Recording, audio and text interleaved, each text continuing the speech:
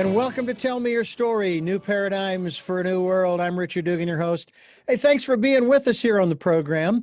I'm going to do something a little different as we are here in the midst of the 2021, this particular year, and the decade of perfect vision, the 2020s. To just jump right into our program today, I think you're going to enjoy this. We are going to be talking about the third book. It's a novel of our guest, who is a doctor as well, and we'll be getting some medical advice from him as well, because I think that's important to take advantage of those opportunities that we might have in that regard. No, I won't do that. Hey, doc, I have a pain over here. No, his latest book, it's a novel. It's called Franklin Rock. And it is about a new genre of rock and roll. No, it's not. It is actually something you're going to really enjoy. And I am glad to have our guest, Dr. Mark E. Klein, with us here on the program. Thank you so much for joining us. I think it's going to be a lot of fun today. Oh, I'm sure it's going to be a lot of fun. At least for me, I can guarantee you that. I'm having a good time already just listening to you. Getting the word out is a lot of fun. That's what you're really trying to do, isn't it? That's right. I am. And not just about this particular book, but about the work. And what's interesting is it's not specifically or intentionally about the work you do as a doctor, but it's beyond that, isn't it? Yes. I've been very fortunate. I've been a physician for a long time. I've seen many, many, many, many patients, which is the best part about it being a doctor. Getting to talk to patients, listening, hopefully being helpful. It's just a wonderfully rewarding experience. And I think writing this book, really, I could not separate from my medical career, because all these interactions with patients teach you so much about life if you're wise enough to listen to your patients. And that is a very different perspective than we might get from physicians who are the ones who are supposed to have the information. Now, granted, with the internet, you can Google this or that or the other. By the same token, for example, I really like my primary care physician. He's got a great, I'll call it bedside manner. I mean, he's just, I was diagnosed in July of 2020 with type 2 diabetes. And I told him after the 30 minutes of shock wore off, I said, it's going to be a short-lived type 2 diabetes because I know what caused it, the pandemic. What did everybody go to in March and April of 2020? They went to comfort foods. They tell you to buy at the ends of the store. Well, everybody was buying in the middle of the store. And I knew that was the reason why it had gone up. Well, can I tell you something interesting about that? Please. About half the people have done what you've done and eaten things they might not have eaten before and too much of it. And about half have gone the other way and lost weight. It's quite interesting. And there are lots of reasons, because we all deal with these issues in a different way. Some people, like you said, will go to comfort food. Some people just get busy at home and never stop to eat a meal. Yeah. When they do eat a meal, they eat quickly. So but all these things, like your experience getting that diagnosis, when you get a diagnosis like that, the first thing most people think about is, oh my God, what is this going to do to my life? Is it going to get shorter? That's question number one. And is it going to not allow me to do things I love to do? And one of the reasons I wrote this book, Franklin Rock, is because life is, to me, and I think to most people, not only precious, but fascinating. The question is, why are we here? And what are we doing? And what's this all about? And what's important? And what should we worry about? And what should we worry about? And my first two books were nonfiction books, and they discussed all those things. One was about the purpose of life, a tiny little topic I decided to take on. And the other one was a self-help book. But I realized that people love stories. People like to read stories, hear stories. And if I could create a story that was fun and interesting and somehow sneak some of those important messages into it, wouldn't that be all the better? And I think that's what I hope I've done successfully in Franklin Rock. Well, I will tell you that I couldn't agree with you more in terms of people's starting to take better care of themselves. Although, sadly, when we see the number of deaths due to this virus that has swept the globe, here in the United States, I heard a report specifically in New York City or New York, maybe it was New York State, and this was probably back in June or July. They went back and they did a research on the people who had passed and what they'd passed from. And 99% of those people that had died from the virus actually didn't die from the virus. They died, 99% died from underlying conditions, heart disease, diabetes, high blood pressure, and you can go on and name those things, which basically said that if they had been healthy, if their immune systems had been strengthened in some fashion, they might have survived. But because they weren't really, and I'm not saying that that they all were, they had bad lifestyles. Don't get me wrong, because I know a lot of this stuff is genetic too, isn't it? A fair amount, yes. Yeah. But if they had taken better care, they might have survived. Well, for me, in my diabetes diagnosis in July, and it was actually the 24th, the 23rd, I actually had 2 Cokes. Okay. Now, here in California, we say that if you drink a Mexican Coke, one from Mexico, you're getting real sugar. Well, it's still sugar. Okay. And of course, when I went in and had my blood sugar checked that 24th, it was 544. That's a big number. When they ran the blood and they did the A1C, and bear in mind, my blood sugar was normal the last time they checked it, which was maybe a year or so ago, previous. But when they ran the A1C, it was 11.2. Well, the 24th, which was a Friday, my wife and I went to lunch and we ordered what they love to serve out here is called a fried chicken sandwich, which has, of course, chicken, avocado, lettuce, tomatoes, and so forth in a bun. Well, we said, no bun, we'll have salad instead of fries. So we started right then to go back to the diet, if you will, or the way we were eating before the pandemic, when my blood sugar was normal. And this is the key here. I dropped my blood sugar back to normal in less than 2 months. Good for you. I have not had a soft drink, and we're talking about the traditional ones, okay, Coke and that kind of thing, since the 23rd of July, 2020. Okay? When I start seeing these commercials for these pharmaceutical drugs that bring someone's A1C down to 7, I'm going, are you kidding me? Are you people getting out and exercising? Are you changing your diet? And I'm saying this to the TV, and my wife, who has been in the medical field for over 50 years, Doc, she says, well, you have to bear in mind that not everybody has the willpower. That's what I was going to say. This show is really about somebody who's got a lot of personal strength and willpower. Yeah. So good for you. It is hard for people to do. But I'll tell you something interesting. Please. I'm sorry. You want to ask me a question? No, I was just going to ask you, how does one boost their willpower? How does one do that? I mean, do you have any insight as to how one does that? I do. And it's really, in a sense, what I write about and what I talk about in my book. It's what the Franklin Rock, the main character, is about. What when you stop and think about it, you know, why in the world are we all here? What's this world about? And our first reaction, well, I don't know, but whatever it is, I want to hang around a long time. I want to live as long as I possibly can. Well, if longevity is a goal of life, or similarly being rich or famous, then people are going to act in a certain way. And when they act selfishly, or when they, you know, step on other people, or, you know, do things that we may not aspire to personally. But if those are really the goals of life, then you kind of say, well, I guess it makes sense. If the goal is to get rich, famous, or live a long time, then you're going to have to push a lot of people out of the way to accomplish that.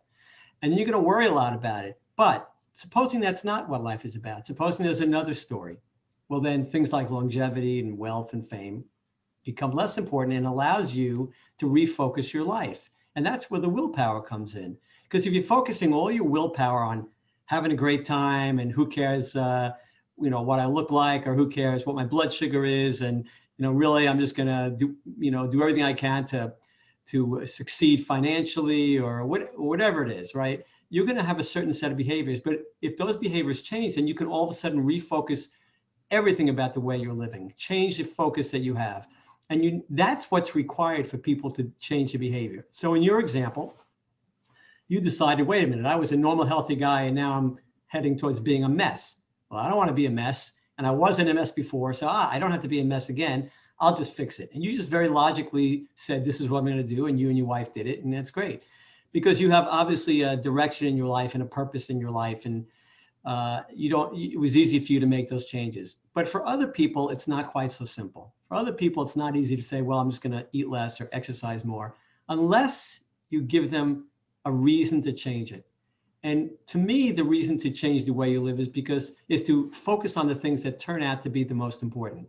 So for example, I like to say, most of us love chocolate cake. And if we're sitting around with a group of people and there's one extra piece of cake left, you're going to look at that and go, how can I manipulate the situation to get that last piece of cake? I really love chocolate cake and I would love that last piece of cake. Now, I got to be careful because I don't want to look like a jerk in front of everybody else. On the other hand, all the stress starts building up. How am I going to get that cake? When the truth of the matter is, if you give away the piece of cake, you're going to feel 1,000 times better than if you ate it. Not just physically, not because of your health, because it turns out that doing things for other people and helping other people is the most rewarding thing you can do. And I always say as a physician, for me, being a physician is a gift. If somebody calls me for help, and let me tell you, this happens 365 days a year. It can be a patient, it could be another doctor, it could be a friend of a friend, it could be somebody that just gotten my name from somebody. I get calls all the time. So what do I think? God, am I thinking, oh my God, I get no peace even on my days off or vacation? No, I'm thinking, lucky me. Why lucky me? Because when somebody does it, they're implicitly saying to me, I trust you.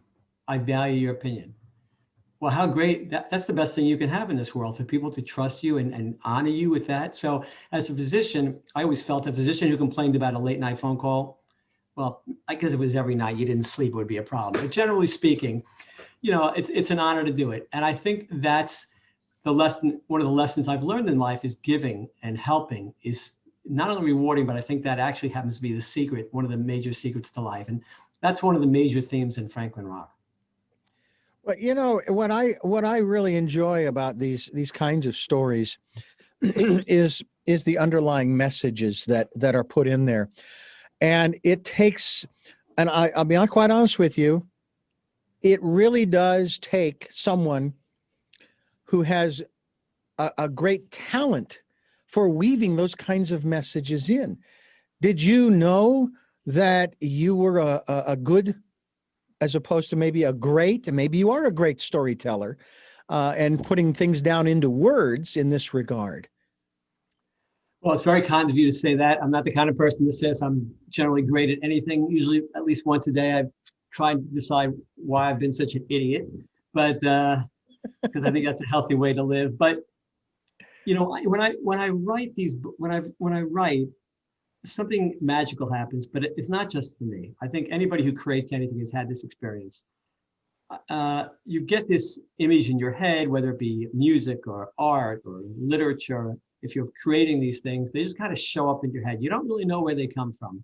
And then your job is to channel it right onto the final written page or canvas or, music, sheet of music, whatever.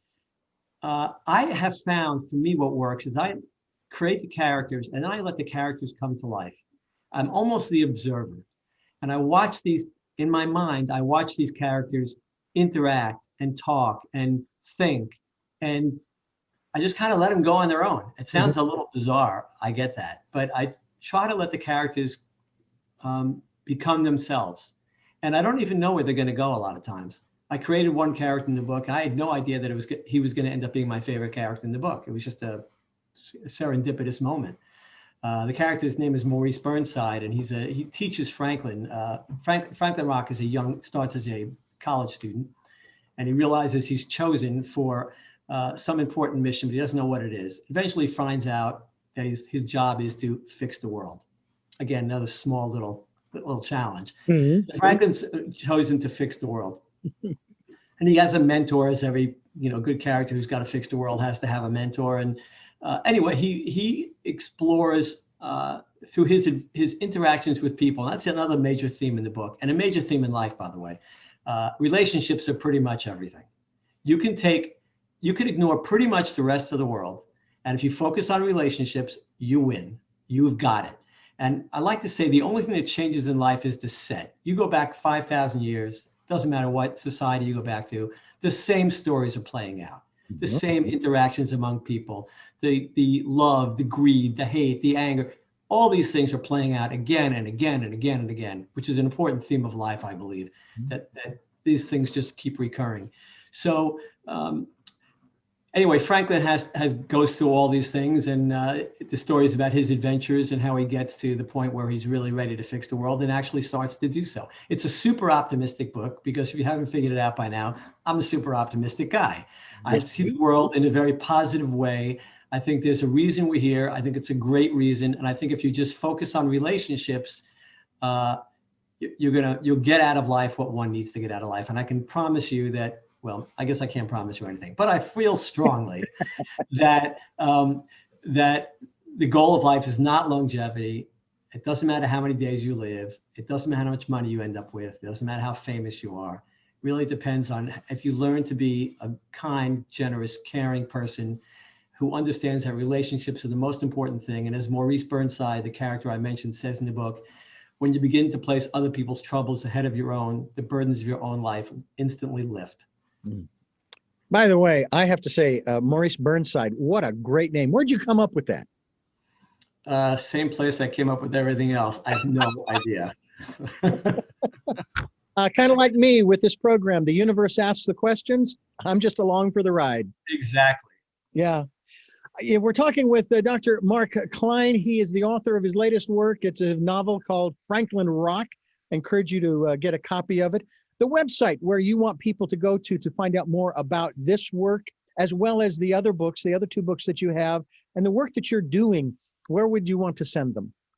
To my website, it's my name, Mark, M-A-R-K-E, middle initial E, Klein, K-L-E-I-N, Mark E. Klein, M-D, like doctor.com.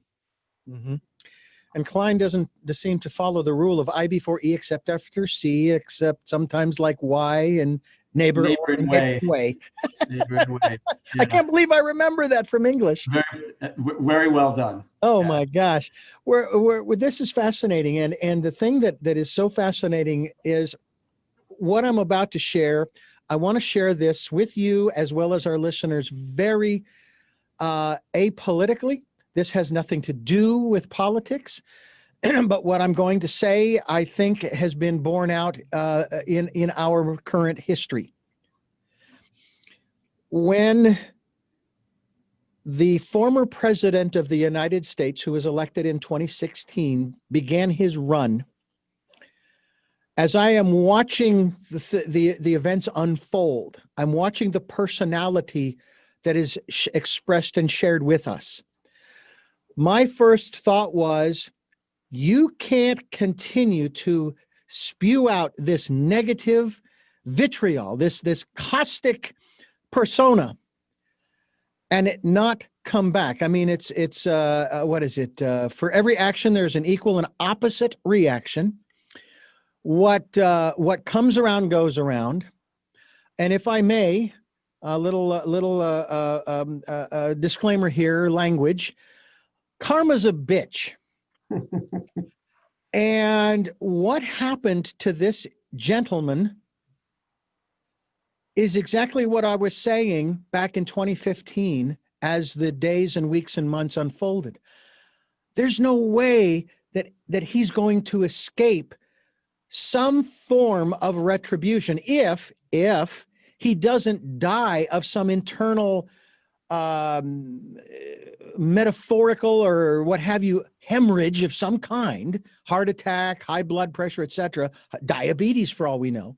You just can't do that and sustain whatever it is that you're trying to sustain. It's kind of like what you were just talking about, that the reason we're here is relationships. That's the reason. Well, apparently he hasn't gotten that. It's to learn. It's to learn. It's to learn from relationships. Learn from relationships. And relationships are the vehicle from which we learn how to move from being a child to a successful adult and having completed a successful, fulfilling life. And I'll say just a comment on what you just said about President Trump. One of my rules to try to do, again, I talk a good game like most people, but I know the right thing to do is to judge people favorably, to assume the best, not the worst. Right. It's very hard to do. And every time I get it wrong, every time I don't judge somebody favorably, I get a slap from the universe at some point, kind of like what you just said. Always, never fails. Yeah. So the main reason that that Donald Trump's the things you described are a problem is because I can guarantee you he's not happy. Yeah. You can't be happy being angry and treating people poorly. So whatever you think about his politics, it's fine. I respect, like I said, half the country loves his policies, half doesn't. I'm fine with that. I'm not one of those people who freaks out when the other side wins. And I go from side to side because people are entitled to their opinion. I respect people's opinion. And I can tell you something else. I am not always right. And I would tell people the one thing you should always think about when you're in a discussion with somebody is to stop and ask yourself, could I be wrong? Right? You need to say, could I be wrong? Because the answer usually is, yeah, I could be wrong. Right. Yeah. So at any rate, if you want to be happy in your life, kindness is the key. Yeah. Caring for other people, giving to other people, judging people favorably. These are the key things. Don't run down a hallway and yell at somebody of the other political party or get in their face at a restaurant or whatever it might be. Don't do that, because I'll tell you two things will happen. One is you're going to be unhappy. That's not a way to get a calm, happy life. And that's not a way to get a fulfilling life. The number two is what you just said. It's coming back. Yeah. Right? It's going to come back and whack you in the head at some point. I agree with you. I've had that experience in my younger years, which apparently I've learned enough that I want to stay humble. And just as you say, I want to be happy because I've had situations where I get a little bit too big for my britches, and the universe has a way of, straightening me out. Doesn't that just stink? Don't you just hate that? Well, on the one hand, get away with anything, can you? I agree. Absolutely. I agree. I hate it. It's not fun. By the same token, it's like, aha, okay, there is the sign that tells me, do I want to go through that again? All right, my comeuppance. Do I want to go through that again? Not really, because I didn't like it when I got punished by my parents. And getting punished by the universe, so to speak, and I say that euphemistically, or getting a correction, if you will, isn't always fun. And I don't feel good when that happens anymore, and so forth. And I will tell you that, again, this has nothing to do with politics. This has all to do with personality. There were two things that happened over the last 5.5 years. The first was that I went through 4 phases, and one of the last phase that I went through was shared with me by one of our guests on this program. And I'll just skip the first 3 at the moment and just go straight to what they said when you are faced with a bully, because that's how I have seen this gentleman as a bully from my grade school and high school days. He says, you let them say whatever they want and so on and so forth. And then you look them straight in the eye and you do it with all sincerity. And you say 3 simple words. I love you. They don't know what to do with that. It knocks them back on their heels. And I'm sorry, go ahead. No, please. There's a story, there's a short little vignette. Franklin Rock travels in time. But he doesn't travel in time for no reason at all. He travels in time for short bursts to learn things primarily and to meet the people he needs to meet and so on. But there is one episode where Franklin Rock goes back and he shows up, even though he's an adult, he shows up as a child. So he's in his child's body. And I think it was like 2nd grade, and comes upon the schoolyard, and the class bully is having a catch with another kid, and Franklin says, throw it to me or something. And the kid throws the ball directly at his head as fast as he possibly can. Knocks Franklin down. Right. Now, remember, Franklin Rock, he's a kid. He's a 2nd grader physically, but he's a 21-year-old at that point in his head. And he gets up and he walks over to the kid, and he thinks in his head, I can have this kid on the ground with my knees on his throat in 2 seconds because I know what to do. But instead, he walks over to him and does something like that. He doesn't say he loves you, but he says, everybody wants to like you if you were just a bit nicer. And I can tell you how to do that. I can guarantee you, if you do what I tell you now, if you apologize to me, all your classmates are going to love you. Something like that. Yeah. And the kid looks at him and goes, really? And he says, yeah, try it. He says, if it doesn't work, you can beat me up. Right.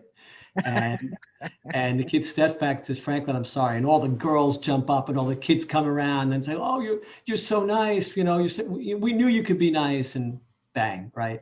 So exactly. You know, it might be hard for somebody to say, I love you, but it's not so hard to realize that the person who's most in pain at that point is generally not you.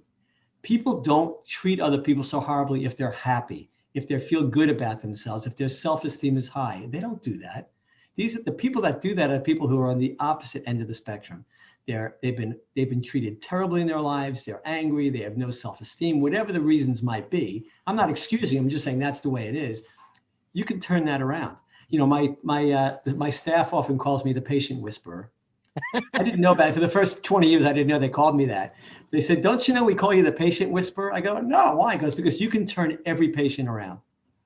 And I never thought of it, right? But, you know, rather than get into a confrontation with a patient, first of all, it's not fair because most patients have a problem. They're scared, they're worried, they don't feel well, whatever it is. So they're starting out at a disadvantage. And I've got, you know, I got some of the information they want. So it's kind of stupid for me to get into a fight with them. What's the point of that? On the other hand, I can generally, if I don't get into the argument and listen to them and understand, I can generally turn them around. I don't think it's really that difficult, but it just doesn't work in medicine between a doctor and a patient. It works exactly what you just said. You just hit the nail on the head. You know, you don't have to say I love you, but if you perform in a way or act in a way of kindness and forgiveness and offering assistance, you're generally going to do very well, unless you're dealing with a psychopath, in which case it might not work. Well, that's true. That's true. But by the same token, I would say that even psychopaths are in that same category that you just described. Yeah, that was supposed to be a joke. It didn't work too well. Yeah. Now, I interviewed a gentleman who actually wrote a book in regards to psychopaths. And he said, or narcissists, if you will. And he said that, yeah, we see all the negative stuff and we really don't like it and so forth. But he says, you know, there's one element that people are not looking at, and objectively. There's a lot we can learn from psychopaths because they're the ones that get things done. Okay. They're the ones that actually, granted, a lot of times they will violate, quote unquote, the rules. Okay. To get things done. They'll step on people to get things done, but they have that drive. Okay. That is something we can learn from, that if we really want something without stepping on people, without breaking the rules, we can do the same thing. And I'll use that example of my diabetes, my type 2 diabetes. In less than 2 months, I had it down normal. And so I'm looking at that and I'm going, okay, how can I use that to motivate me to, in other areas of my life? I did that in less than 2 months. And then my doctor was saying, hey, it's going to be a long journey, Richard. And I'm just going, no, it's not. And I just, and it wasn't that I took the bull by the horns per se.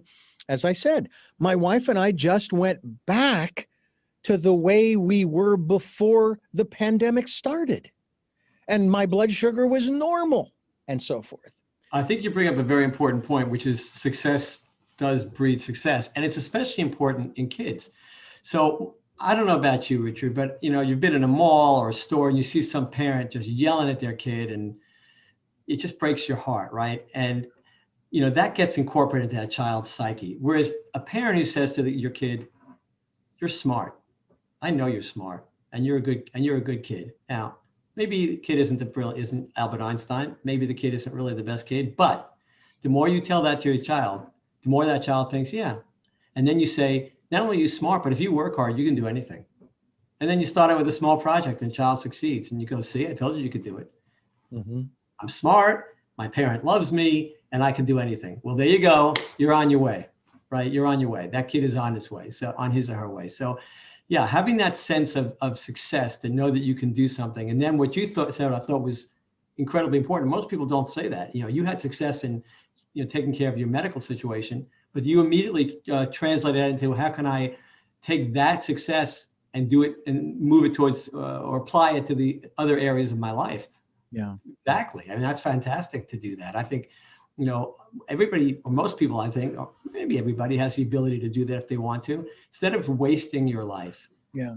Focus it. And I guess that's the key right there. If they want to, I mean, I guess it goes to how badly do you want it?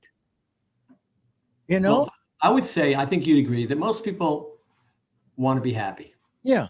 So what generates happiness? I can think of two major things that generate happiness.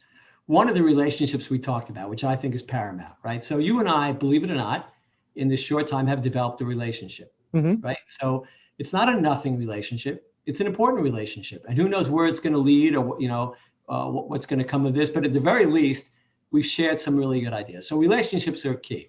The other thing are the accomplishments that you manage to accrue in your life. And it can be tiny. You learn how to make a little woodworking project, or if you're like to cook, you learn some new recipes, or it doesn't matter what it is. But when you have start a project and you finish it, like when I finished, this book, right? So I have this book in my hand. When I got the copy of this book in my hand mailed to me, I went, wow, that's pretty good. Right.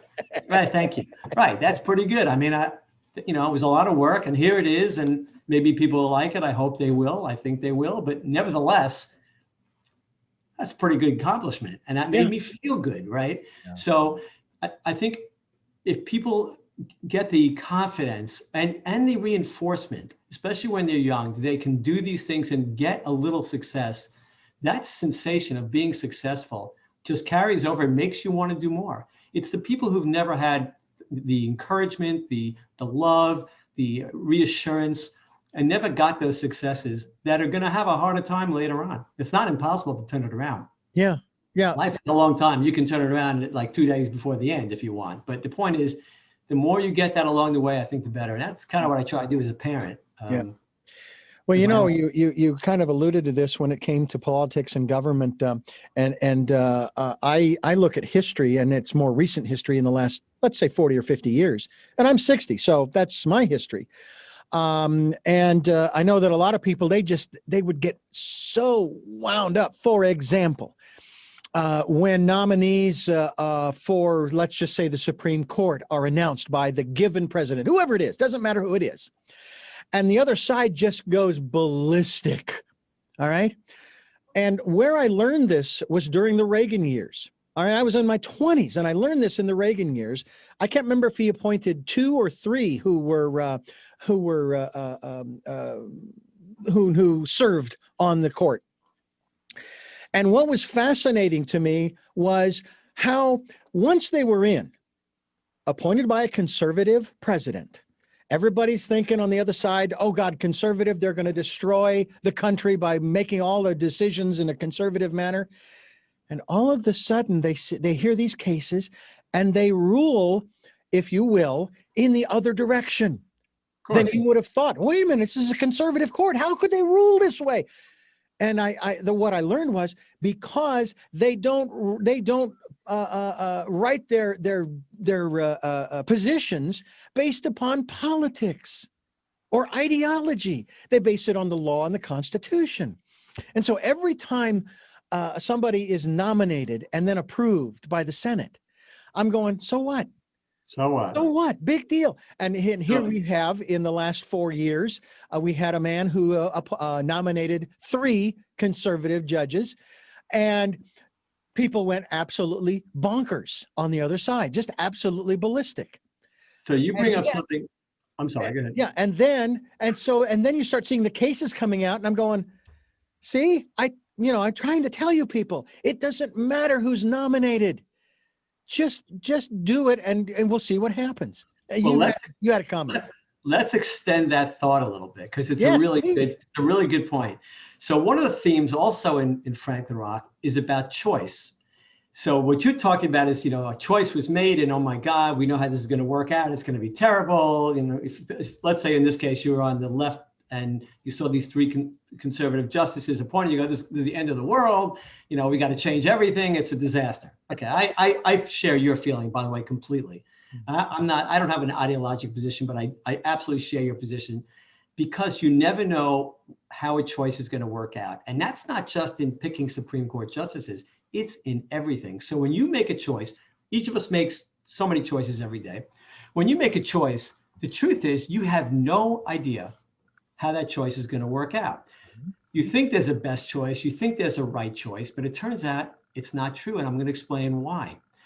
When you make a choice, that choice, as soon as it's released from your body, let's imagine it like a little molecule coming out of your body. As soon as that happens, all the choices made by the other 7 billion people on this planet are going to start interacting and bouncing off of your choice. And they're going to move your choice to the left, and they're going to move it to the right, and they're going to move it up, and they move it down. It's going to get bounced all over the place like a ping pong ball intersecting with 7 billion other ping pong balls, or even more, because each person makes way more than one choice. Right. So where that ping pong ball ends up, where your choice ends up, is impossible to predict. There is no way. Well, think about that for a second. Think how liberating that is. We all worry, we stress, oh, is this the right choice? What should I do? And it turns out there's no way to know. So make a choice, what you think is the best choice, and let it go. And don't worry, because there's no way to predict what's going to happen. You remember Yogi Berra, that famous New York Yankee from years ago, had this he had this knack for malapropism, said really funny things. And one of them said, when you come to a fork in the road, take it. You know, what does that mean? When you come to a fork in the road, take it. And everybody laughed. But as it turns out, Yogi was right. Pick one, because it doesn't matter. There's no way to know which is the right one. It's extremely liberating. It's extremely freeing, because now you don't have to worry anymore whether or not a choice you make was the right one. There's no way to know. You know, as our conversation unfolds here, and I'm not, this is not an attempt to make you wrong by any means, but to update our listeners. As of our conversation, there are 7,838,990 and counting individuals on the planet. That is taking the births and deaths with an algorithm, if you will, mathematical formula. So we are fast approaching 8 billion. And that causes that ping pong ball effect to be even greater. And that's really the sort of the synopsis, if you will, of my book, which is called Choices, 5 Steps for Life. And I heard something about choices. This is fascinating. I'd love for your input on this, please. I used to hear, and you probably are familiar with this, that our choices of the past have created our present, and our choices of the present will create our future. But I heard something in a documentary not too long ago about choices that said that if you look at it from a different perspective, it is our perception of the future that forms our choices of today. I had never considered that before. In other words, if you think that the world is going to come to an end in 15, 20 years, you might become a prepper. Now, I was accused of being a prepper after I bought our travel trailer, and then I bought an external dump tank for our gray and black water tanks on the trailer. When it arrived at the radio station, one of our hosts basically says, I always knew you were a prepper. I said, no, I'm not a prepper. I just need this external tank so that, because my wife used the trailer at our house as a spare room of sorts, and we sometimes use the water in there, you know, and I've got to dump it so that it doesn't build up and so on and so forth. But I thought that was so fascinating when I heard that. Let me just add something about the choices. I don't want to mislead your listeners, and certainly you. You know, you made the choice not to drink Coke and eat the bun, right? That's a choice. It was a smart choice. I'm not talking about choices like that, right? No. I'm just talking about when you get to a thing, I don't know which job should I take? Yeah. Right? What school should I go to, right? Which vacation should I take? Things like this. You have no way of knowing. In terms of the future, do we have time to talk about time? Absolutely. Yes, we have time. And by the way, if you want to travel in time, let's go nuts. Okay. That's excellent. So as I mentioned, Franklin Rock travels in time. Time to me, as my wife would tell me, I'm totally obsessed with time. And I'll tell you why I'm obsessed with time. Because time, I think when you understand how time really works, and I would tell you the vast majority of people have no idea, because it's very complex, but it changes the way you look at the world. So let me give you an example. So if you were to ask most people about how they see time, they would picture a timeline.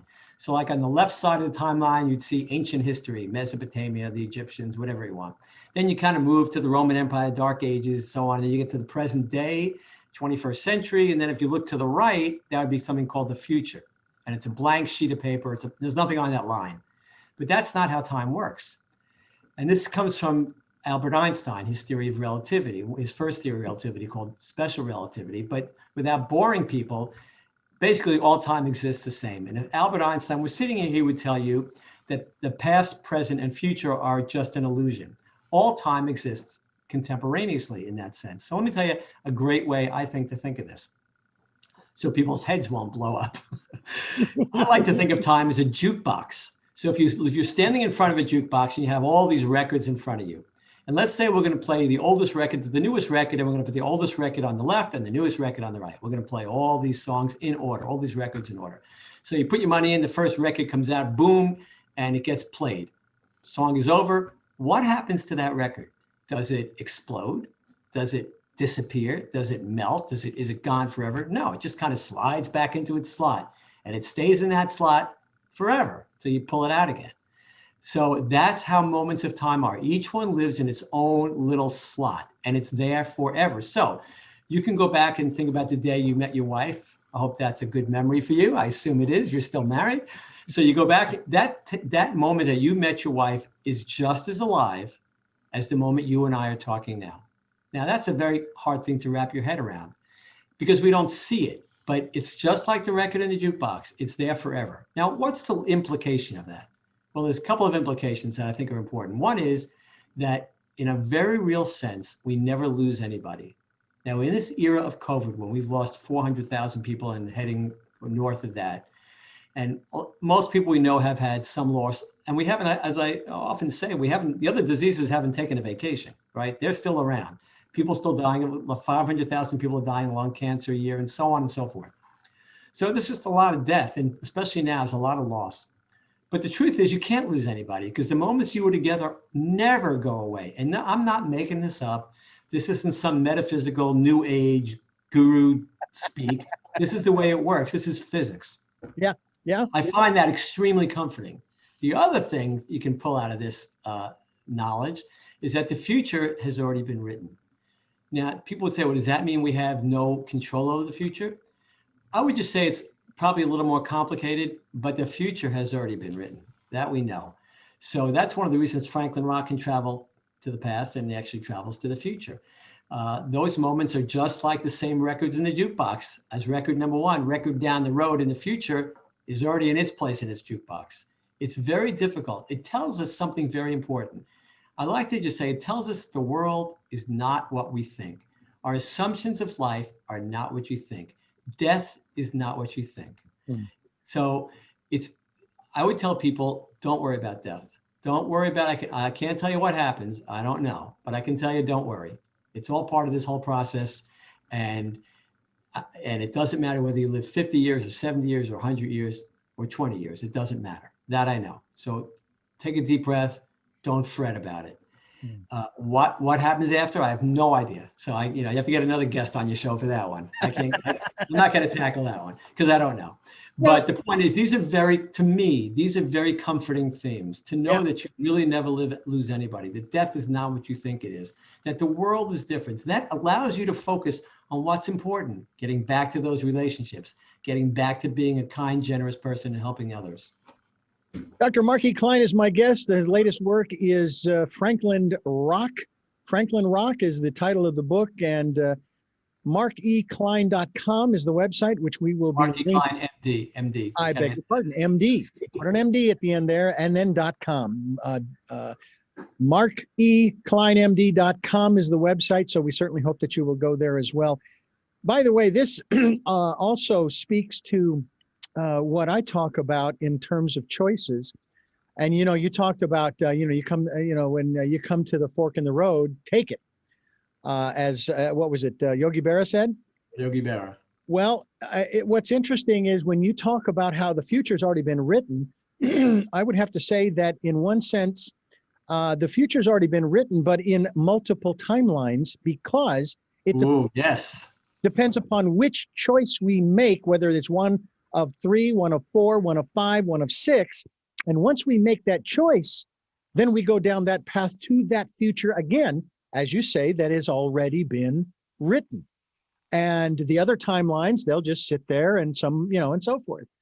I mean, there are even those who tell us that we are living multiple timelines, and it's just where our consciousness is focused. For example, maybe in our dreaming time, when we're sleeping, we might travel to one of those areas. I boy, now I can't remember it, but I don't usually remember my dreams, and I need to start telling myself, remember your dreams when you wake up. Remember your dreams, because I was awoken abruptly.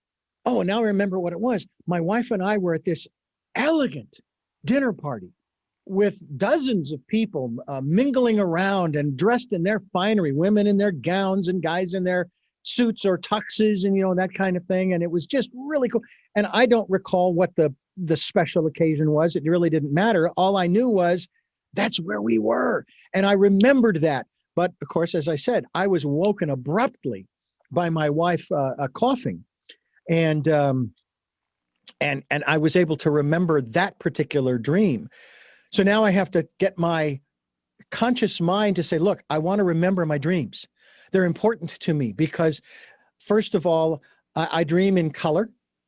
I dream with sound, although I've had a couple of dreams that were nothing but sound, which was really fascinating. One was when my wife and I went to Ireland back in 2004 for her birthday. And I had this dream one night of a dear friend of ours who passed away in our home in Phoenix.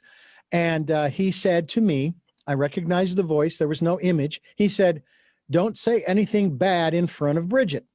Well, we're on our Ireland trip. We're out on the Aran Islands in Inishmore. And we're at this area called the Five Churches or something like, I think that was the name of the place. And there are cemeteries, as you know, I'm sure you've seen pictures. They've got cemeteries. They've got people buried in the walls and the churches and the floor and so forth. And I'm over at this one a table, looked like an altar. And there was this giant stone, round stone with a hole in it. And I was taking pictures of it. And she came over and I said, yeah. She says, what are you doing? I said, I'm taking pictures of the first wheel. And she says, you need to come over here. And I said, okay. So we walked over and there was this gravestone flat on the ground. She says, read the gravestone. And I looked down. Now my wife's maiden last name is McDonough. And the name on the gravestone was, are you ready for this? Bridget McDonough. So I have a good one for you when you're done. Immediately put my hand over my mouth, turned and walked away, remembering the dream. So Richard, there is something I've termed a Franklin rock moment. Uh-huh. And I'm going to give you the definition and you're going to get a little chill. Okay.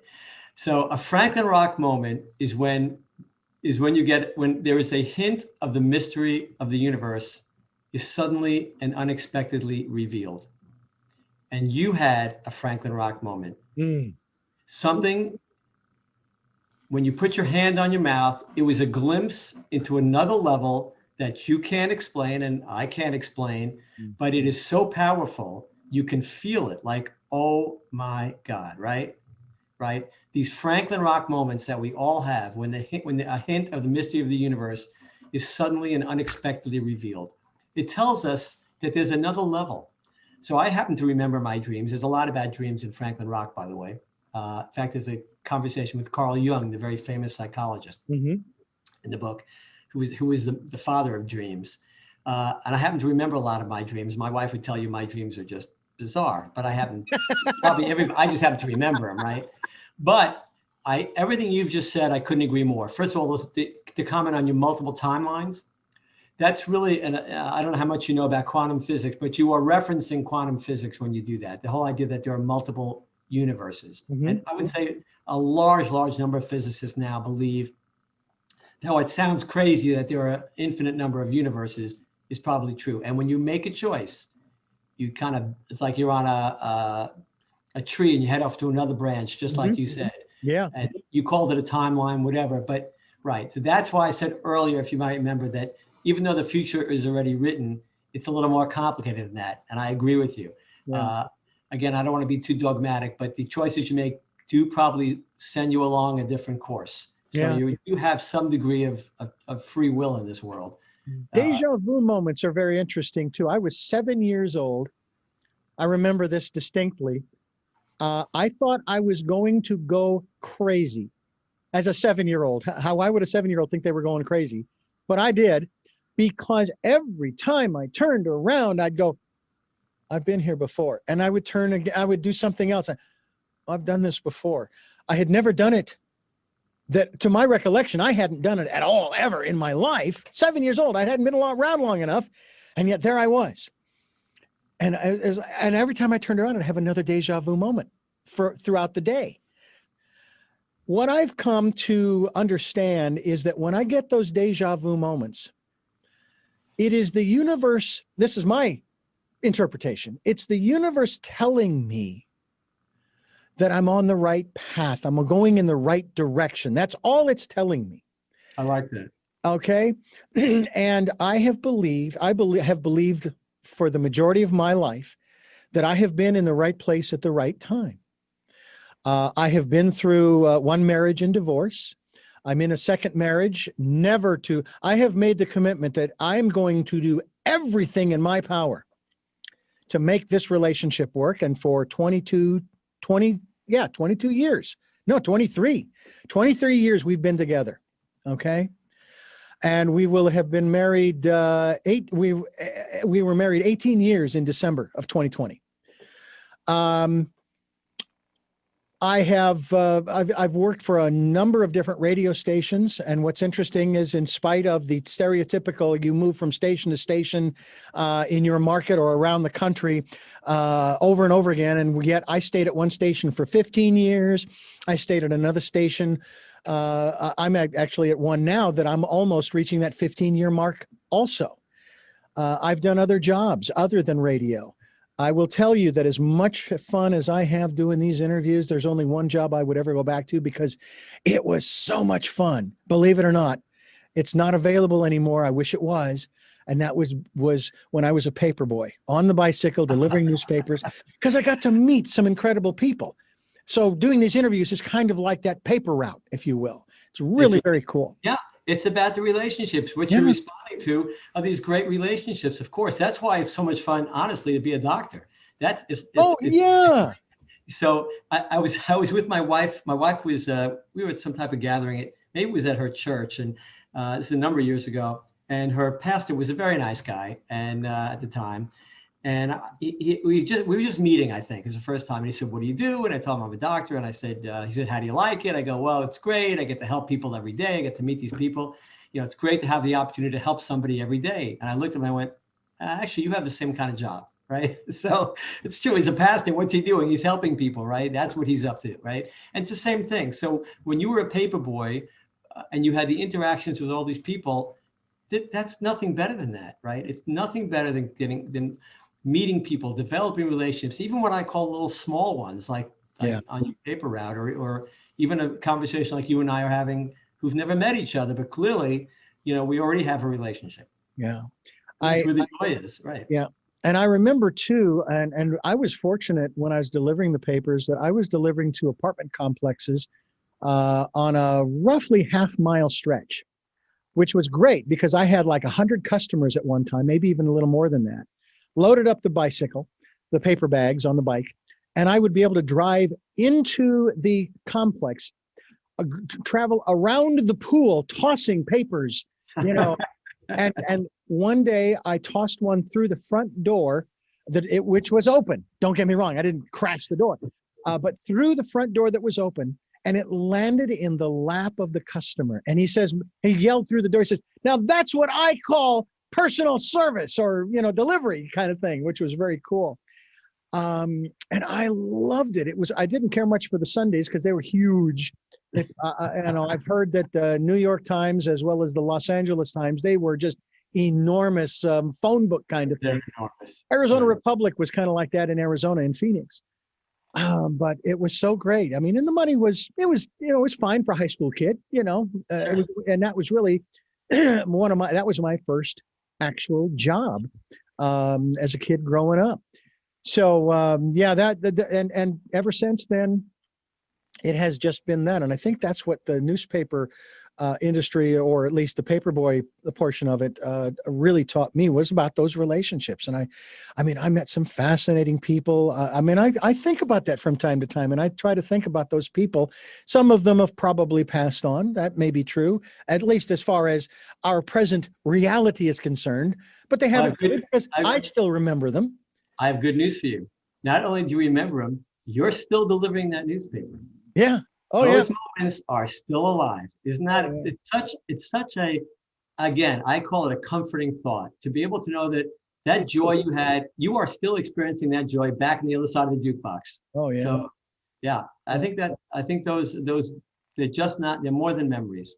And I think, by the way, I just want to comment on your dreams before. I think that your comments before on dreams, there are some people who actually think that what you said, that our dreams reflect are a different reality.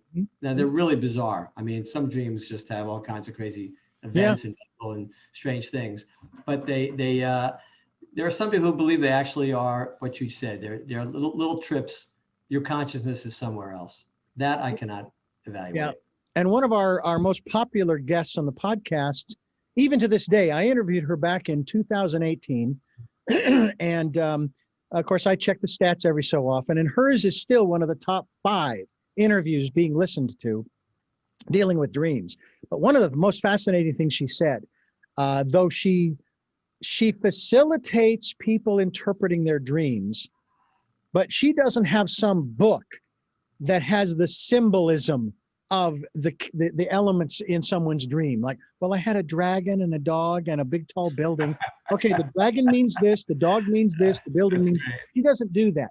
She facilitates the dreamer interpreting their own dream, because they are truly the only ones that can do that. But she has a special technique and steps that she takes them through to help them to understand what their dreams mean for them. And that really goes to the heart of one of the things that we promote on this program, that we've been promoting since September of 2019.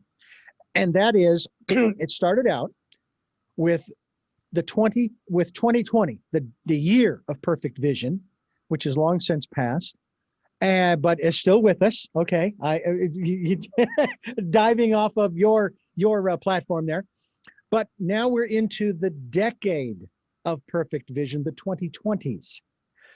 And we encourage people to go within, to spend time with self, to learn about self. How about that aspect of knowing oneself? Who was it that said about knowing thyself? Something, I can't even remember the quote now. Shakespeare. It was Shakespeare. By the way, a good rule of thumb, if you ever had a good line, it probably came from Shakespeare. Okay. But, you know, it always sounds right anyway. Hey, it works for me. Yeah. But it's one of those things that we have a dark side and a light side, as many people, you know, have theorized. And well, regardless, all of that is what makes us who we are.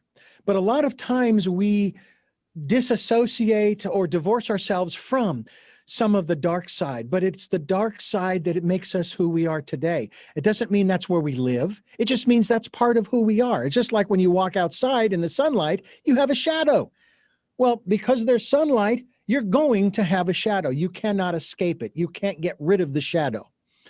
So, you know, embrace the shadow side, because when we try to let's say we have guilt or regret. I believe regret is like pulling a thread from the tapestry of our lives. And eventually when you pull that one, then you got to pull another one and another one. Well, guess what? Now you're no longer who you have become because you've removed parts of you. Well, we can't do that. Ergo, don't regret it. All right. It doesn't mean you have to like it, but embrace it. That's part of who I am. That's what makes me who I am. And I learned from it. And here I am today. I'm a happy person. I'm optimistic like you. I still have great optimism for the future. I don't believe necessarily that we are going to end up in the 6th mass extinction event that many people fear. That's what they fear is the future for us. I don't. You know, and if it happens, it happens. There's nothing I can do about it anyway. But what I can do is right here, right now, say, look, here is where we are. Well, let's talk about two things you just mentioned. One is regret. Mm-hmm. So if you go back to what I was talking about choices, that you never know how anything is going to work out. That's one reason to do exactly what you recommend, which is forget regret. It's a useless emotion. It doesn't change anything, but it also ignores the fact that you only had so much control to begin with. That's number one. So number two is what you mentioned about the shadow.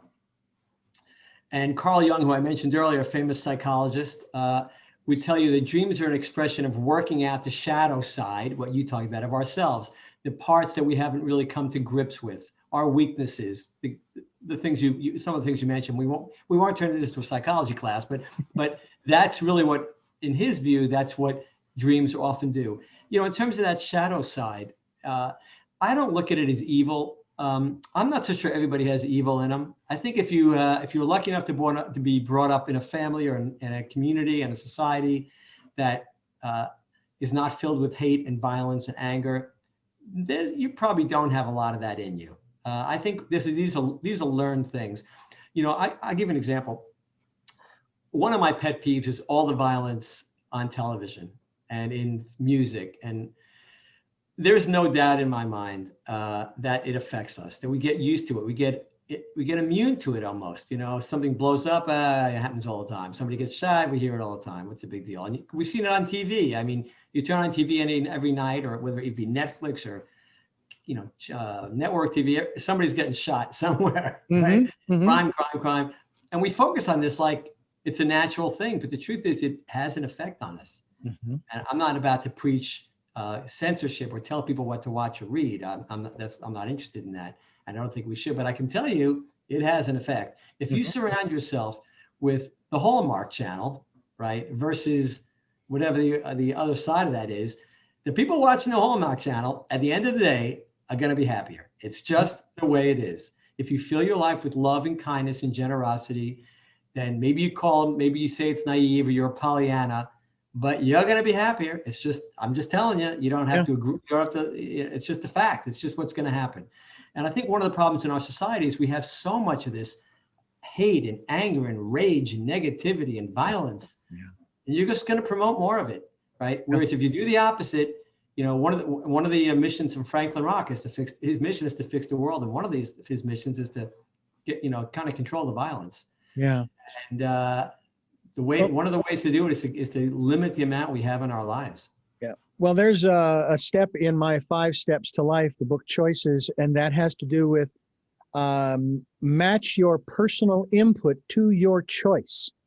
Now, my wife, and this book is based upon a question that I asked her as she entered into the surgery to remove the cancerous lymphs and so forth. And I asked her, and I actually phrased it this way. I mean, I still remember when I stood in front of her in the bed there, and I said, what do you want to do? Do you want to live or do you want to die? Now, that seems awfully blunt to someone who's facing potential death, because she was, I believe, at stage 3 or 4. And she, of course, had made that decision. She told me later she'd actually made that decision weeks earlier, but nonetheless.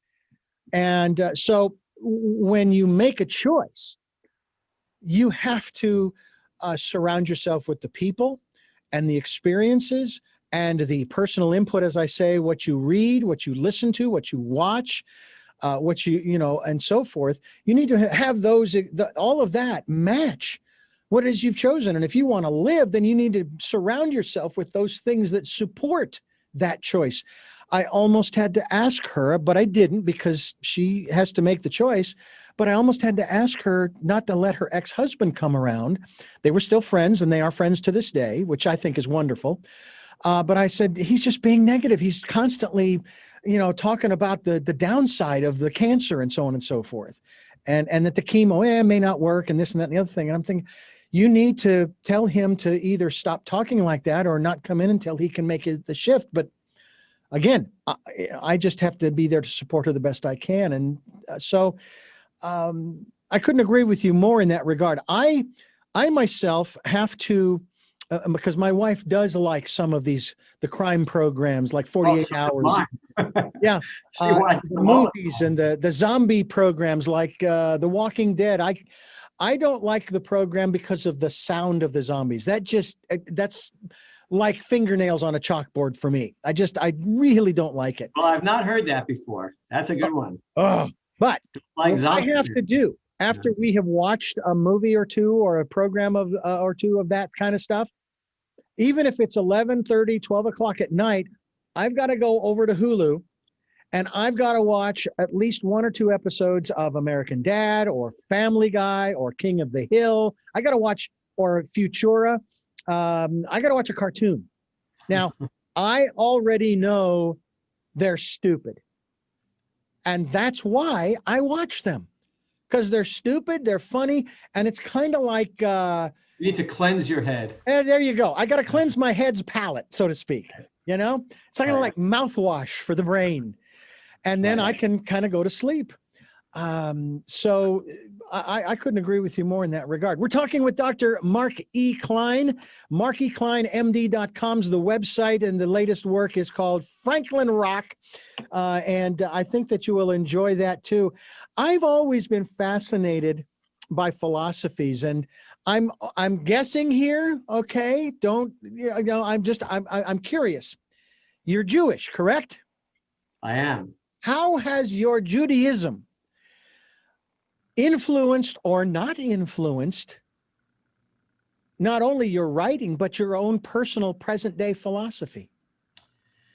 Well, that's a good question. I don't know if it's so much. The one thing about Judaism is a pretty simple idea. It's not too different than Christianity in the sense that, treat others as you have them treat you. Mm-hmm. Be kind. For Jews, there is this responsibility literally to fix the world. The term is called tikkun olam, which means to repair the world. So a Jew is required to do all he or she can to make the world a better place, which is, again, not unique to Judaism, certainly. There are a lot of religions that believe that. So I think that might be part of it. I've done a lot of reading. By the time you get to the age I am, what you've grown up with it's served its purpose, and you've decided to keep the parts that you like and toss the parts that you don't. You don't really have to depend on them anymore. I tell my own kids, in terms of things about their dad, the parts of my personality you like, incorporate into yours. The parts that you can't stand, jettison them, throw them away. Do not be burdened by them, right? Move, be a better version of me, right? I always want my kids, I want to be a better version than me. And they've all succeeded in that. I guess I didn't set the bar high enough, whatever, but they've all certainly exceeded their dad, right? In so many ways. I'm very proud of them. But I think in terms of religion, if there's just a few fundamental things you have to get out of religion. I'm not much one for ritual. Your rituals might be different than mine or the next person, and you're entitled to whatever ritual you want, whatever you like, whatever you enjoy, the music, the candles, whatever it is you like, you're entitled to, and you should enjoy them with your family and friends. Fine, right? The basic story, though, is basically the same. Be kind, be generous, leave the world better than you found it. Make something of your life also. As you mentioned earlier, right? You had this urge to take your success in your diabetes control and translate it into doing other things. This life is a gift. Do something with it. Don't waste it. Do something. I don't mean you have to invent something that nobody's seen before. But if you've helped enough people, if you've been kind, if you've been generous, if you've done whatever you can with the tools that you were given, great. Then that's your goal in life. I always say goal in life is to start low and end up high as a person.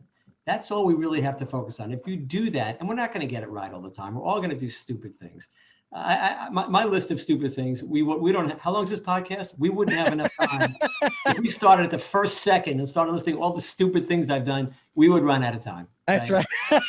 But that's true of everybody. Maybe people aren't done as many dopey things as I have, but most of us have, right? Okay. So that's okay, but that's the whole point. The whole point, I love when a politician says to another politician, 10 years ago you said this. Well, that politician is involved and no longer believes whatever stupid thing they said 10 years ago. We should give them a star for that, not chastise them. You want people to think the way they were when they were 16 or 20? Yeah. No, you want people to grow. You want them to change their minds because they've learned, they've experienced, right? Yeah. Don't beat up politicians for changing their mind. If a politician doesn't change his or her mind, find another politician, because There that you person go. is stuck in cement. There you go. Absolutely. By the way, I wanted to touch on one thing we discussed earlier. And again, this is about our dark side. I did some study regarding the Old Testament and this concept of the devil, Satan, Lucifer, Beelzebub, whatever you want to call him. And from the Jewish perspective, and this is also in conversations I've had on this program with rabbis, I love interviewing rabbis. I absolutely love it because of their insights, especially into the Old Testament, the Torah, in regards to some of the questions that I have. And one of the rabbis shared with me, but I also found this out in my own study, was that there is no according to the Jewish tradition, there is no literal devil. Okay. There's no devil. That when that is referred to in the Old Testament, it's referring to the lowest base nature of man. So in other words, as you said earlier, it's in us, but that doesn't mean, as the old Indian term goes, we don't have to feed that wolf. Okay.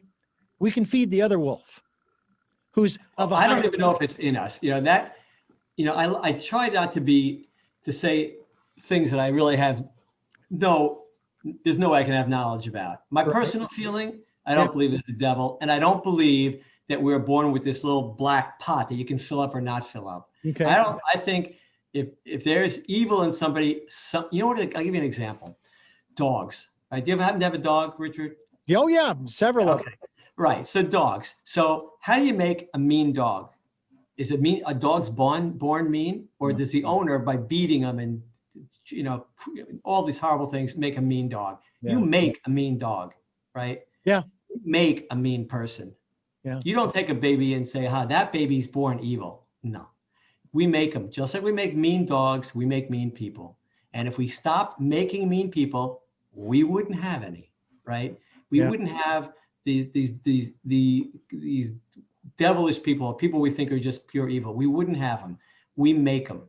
And I challenge somebody to find me a really evil person, go back in that person's history from day one, and I can guarantee you that person wasn't brought up, in I don't know, what's a good analogy, in the I was going to use Bill Cosby's show, but he's probably not politically correct anymore. But you get the idea. I do. It's a model TV family, right? That person has generally had a really rough go of it from day one. Let me show you this here. I'm showing to my guest, Mark Klein, a photograph of our big black king shepherd. His name is Angus. And I can feed him by hand. All right. He is 8 years old as of our conversation. We got him at 8 weeks. And he stands probably with his head up. He probably stands almost thigh high or waist high to me. This is one big dog, 100 pounds, sleeps on the bed with us sometimes. When I was a paper boy, going back to that, and I was bicycling everywhere to deliver, I would get chased by a couple of big black dogs. And I learned some techniques for trying to keep them from doing that. And you would think that would have kept me from getting a dog in my adult years. But with this dog that we have, Angus, I have only been, and I don't even want to say I was bitten by him, but we were in the process of trying to get he and another German Shepherd to cohabitate together, okay, to live together with us. But he didn't want to have anything to do with it. We had multiple trainers come over to work with him. So one evening, my wife and I are out there with both dogs, and I have a hold of Angus and his leash. And finally, I had to barrel hug him, and he whipped around and he grasped me on the arm with his mouth. All right.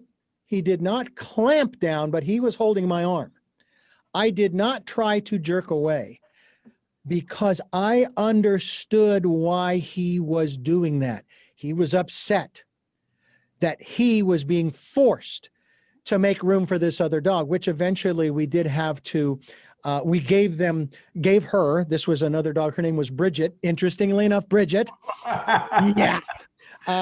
We gave her to a rescue service up in Northern California who found an incredible home for her. And, but I knew why he had done that.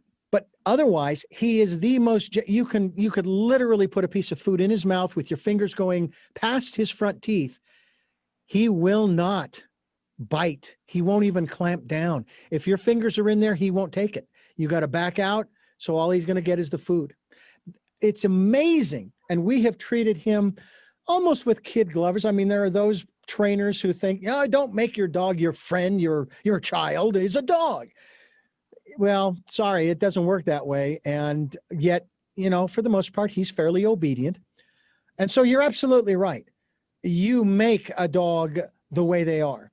And I tell you, the one technique that I have learned in that example I just shared with you, you have to understand why the animal is behaving the way they are. You do not get the animal to behave the way you want them to. When you understand why they're behaving the way they are, then you can start working with them to maybe exhibit a different behavior, get them to focus on something else, which is a big difference between when it comes to trying to get a dog to sit or stay or come or what have you. When you've treated the animal with kindness and love and respect, I think is extremely important, then they're more likely to listen to you, to follow. That's kind of how it is with people. Yeah. Yeah, exactly. If you treat a person with respect and you're interested in what they said and you give them a chance to talk and hear them out. Yeah. Exactly. That's the way it works. This conversation is fascinating, and I want to continue it. First of all, before we wrap things up, tell us about the other two books, that come before Franklin Rock. Give us the titles of those. So the first book was called What Do I Do Now? A Handbook for Life. And it's a self-help book. There are chapters on relationships, of course, chapters on marriage, for instance, chapters on honesty and integrity, chapters on friendship. There's also a chapter called Dumb Moves, which are the kind of things you probably want to avoid. But the short answer, a dumb move is something that can either hurt you, kill you, or permanently ruin your life. So you want to try and avoid those. The second book was called The Currency of Life, Uncovering the Clues to Why We're Here. And it looks at clues in science. We mentioned some of them today, physics, but it's not a physics book, but it does talk about some natural science things that give us clues to what the world is about, why we're here. Right. And also things about life. I'll give you we have time for a real quick example? Sure, absolutely. Because this is mentioned in this book. Maurice Burnside, one of the characters in Franklin Rock, talks about it with Franklin and says, he tries to explain to Franklin why he, let me see, I want to get this right. I'm afraid I'm going to mess this up. So we'll leave that out. Let's continue on. We'll get back to it, but I don't want to spend too much time. I can't make it concise enough so we don't spend too much time on it. We'll have you back. You can refresh, and we'll have you back on the program to talk about that. I find it fascinating that the guests that we have on this program, the guests who have been on programs I have produced, have enabled me to get what I like to refer to as my metaphysical PhD. I have no paperwork to back that up. Some would, of course, use that to say, well, yeah, it's piled higher and deeper, Richard. That's, but that's okay, because there's a pony in there somewhere, I swear. So pile it up higher and deeper, and I will go after it. But this is just fascinating stuff. I love these kinds of conversations. And I also love when, it sounds strange to love this, when I get a guest who does not have a problem with saying, that's an interesting point, but, and I had that happen once, and the gentleman expressed his perspective on what I had said, and I listened to it and I took it in, and I'm going, yeah, I like that. Well, there goes another one of my straw huts up in flame, which was my response to him. And I'll Just remember, your guess could have also been wrong. That's true. I love the saying, we both can't be right, but we could both be wrong. Oh, that happens every day. I love that saying. I also love the saying that I was given when I was 21 years old and in a period of comeuppance, where they said to me, Richard, it is always best to begin in doubt and end in certainty than begin in certainty and end in doubt. And I've really held to that. I had a conversation with my sister once. It was on a Thanksgiving afternoon as my mother was cooking in the kitchen. And we were having this conversation in the wrong place, the kitchen. And my sister was real concerned about my salvation.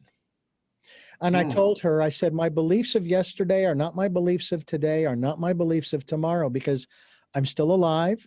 I'm still growing, learning, experiencing. And I don't know what I'm going to believe when I'm 60 or 80 or 100.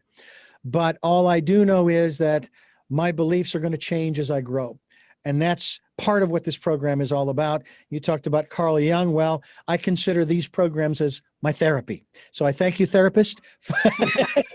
And he's even an MD, folks. I could get a prescription from him for whatever ails me.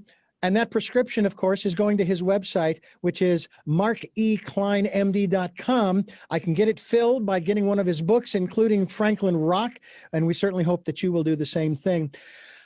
Mark, I want to ask you three final questions, but before I do, I have to mention to our listeners, those of you who are listening or even watching on YouTube, listening on SoundCloud, iTunes, TuneIn Radio, Spotify, Stitcher, Player FM, Blueberry, and other podcast locations that you folks are reposting our interviews to, or on this fine radio station on Sundays at 7 a.m. and 7 p.m. or Monday mornings at 1 a.m. I also want to tell you that if you resonate with these programs and what I and Dr. Klein have been talking about today, we encourage you to support us financially if you can. That's why we have a PayPal and Patreon account. That's for your security as well as ours. We also ask you to go to markekleinmd.com to find out more about our guest and his the work that he's doing. And then, of course, participate in the Decade of Perfect Vision, the 2020s. Please spend time going within, getting to know who you are, because that's the first thing you really need to do is know who you are.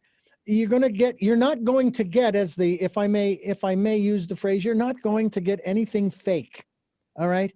It's all going to be real because it's going to be coming from within you. Listen to that still small voice. Find that quiet, peaceful place where you can re-energize, rejuvenate, recenter, refocus yourself so that you can then find out what your life's purpose is and go out and live it. Live it full, thrive in this lifetime. That's what we encourage you to do. So now back to our guest and the three questions that I like to ask, and you probably have answered some or all of these in the context of our conversation here on the program, but I like to ask them directly. And the first question is, who is Mark E. Klein? How come I didn't get these questions ahead? That doesn't seem For this very reason. Honestly, it's not a difficult question. He's a guy that doesn't take himself too seriously, that tries every day to help as many people as he can. He tries to do the right thing and realizes that pretty much every so often he's going to do something pretty dumb, that it's going to make him laugh. And he's also a guy who thinks that humor is one of the fundamental requirements of any life. Eat, sleep, and try and laugh as much as you can. What is it that you hope to or want to achieve through the work that you're doing now? This is going to sound so trite, but I just want to try and do anything I can to try and make the world a better place. Meaning, more specifically, less violent, more kind, more generous, more educated. And I think these are the kind of things that I think if most of us focus on this, and it's not a unique skill that I have, but I think it's very important because that's what's going to end up making all of our lives, as you just mentioned, far more rewarding. Mm. And finally, what is your life's purpose? Try not to screw it up too badly. I think it's what I said before, to try and to move the needle, to move the world away from violence and away from anger and away from unhappiness, exactly in the other direction, to a world of peace and kindness and generosity and happiness. There's nothing wrong with being happy, but if you're going to be happy, just remember, it's going to require a fair amount of laughter at others and at yourself. One of the things that's happened in this society is, you grew up like I did. Sticks and stones can break your bones, right? Mm-hmm. And words can never harm you. Well, not anymore. Yeah. Not anymore, right? Yeah. Who's worried about sticks and stones? It's those words that are going to hurt us. Well, if we all just step back and not take ourselves too seriously and realize that not everybody's trying to hurt us, and just give people slack, judge people favorably, it'll all work out a lot better for everybody. Give everybody the benefit of the doubt, ladies and gentlemen. Absolutely. And Dr. Mark E. Klein, thank you again for joining us here on the program. This has been a great pleasure. And, you talked about this relationship, and I'm just going to say it. I'm going to say it, ladies and gentlemen. I can't help it. I feel a bromance coming on. I really do. This has been fabulous. I want to have you back. And you know what? I'm not to be too heady here, but I've had the great pleasure of interviewing Bernie Siegel. I know you're familiar with him. Mm-hmm. And I'm going to have him on as many times as I can before he leaves this earth. But I would love to have you on this program as well to continue our conversations and to incite people, if I may use that word. I know it's sort of a dirty word a little bit. Well, I'm going to clean it up. To incite people to happiness. I mean, our founding fathers, my God, they put it in our founding documents to pursue happiness. Okay, life, liberty. They could have put in there of these inalienable rights: life, liberty, and property, and owning property. They could have put that in there. You know what's interesting about that? Yeah. And I've read this before. What they meant by happiness may not be exactly what we think. I think it's more the happiness that you talk about, which is a happiness based on virtue. Yes. And living a virtuous and good, useful and important life. Yeah. It's not just partying, it's making something of it. Right. And I will add this one last thing. Okay. I don't want to be really clear about this.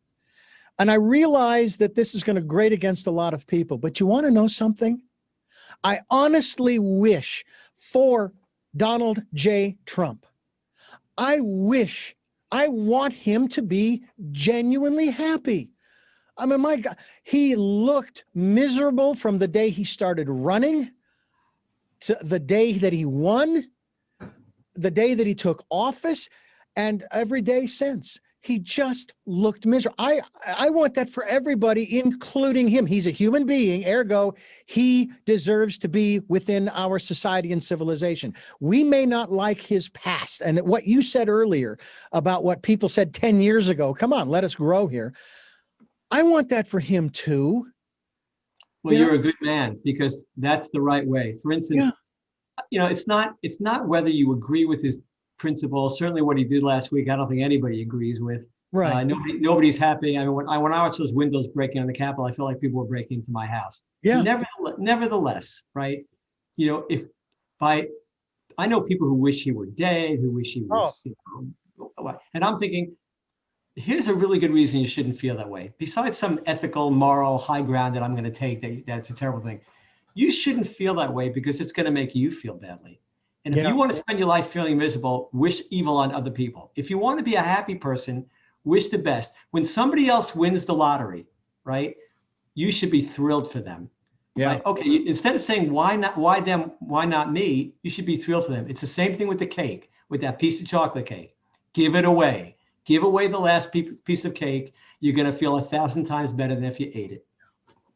And I think we'll leave on that note. And I thank you again for joining us and for sharing with us these little insights as well. And let's just wish all the people who are beside themselves with grief and frustration and all of those things, let's wish them all happiness. I mean, because we all deserve it, regardless of where we are on whatever spectrum that you want to talk about. And I thank you again for sharing that.